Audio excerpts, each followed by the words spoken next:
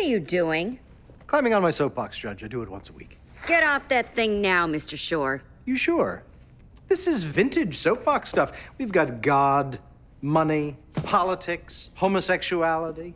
Has anyone ever heard of restless leg syndrome? It's where you move your leg about in your sleep. It's awful. You may have it. May not keep you awake, doesn't really harm you in any way, may not bother you in the slightest, but nonetheless, it's awful. The pharmaceutical companies have declared it so. So they've invented a drug, and you simply must take it. If you haven't heard of restless leg, by the way, you probably have attention deficit disorder. Awful. We've got a lot of drugs for that one. You must take them. You're depressed.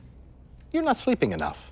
You think you're shy, but you've actually got a social anxiety disorder. Weak stream, irritable bowel syndrome. You people have all kinds of ailments you don't know about. Luckily, we've got drugs for every one of them. You must take them.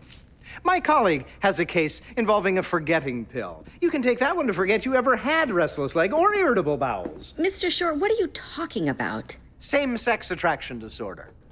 And what troubles me is why the folks in big pharmaceutical haven't invented a pill for this disease. Clearly, they're in the business of selling sickness. If there was a profit to be made, they would make it. And with an estimated gay population of over 10 million in the US alone, there's certainly a big enough market. Could it be that they can't cure it? Well, not to worry. If big pharmaceutical can't do it, maybe big religion can. And they are. They're the ones who have coined the term same-sex attraction disorder. It's a very good name. Very important, a good name. It's the crucial first step in disqualifying homosexuals as a segment of the population and categorizing them as a disease. Makes homosexuals seem less like people and more like the flu. And with terrible, awful symptoms. But curable. And therefore less concerning when it comes to things like an individual's rights, freedom, privacy, marriage.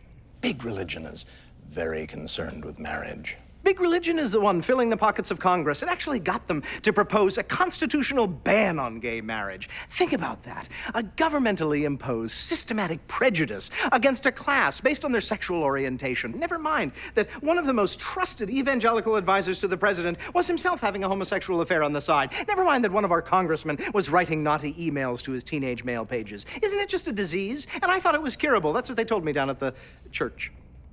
Well, you can legislate against it. You can give it a clever name and treat people for it. You can shut your eyes, have sex with your wife, and pretend it all feels right. You can join the church and swear to be celibate for the rest of your life. You can drive around on a Saturday night with a baseball bat and try to beat it out of some poor soul you happen to meet. You can even come to this courtroom and testify as to your new leaf and how well it's all working. What a miracle. My only response is, give it time. We'll see.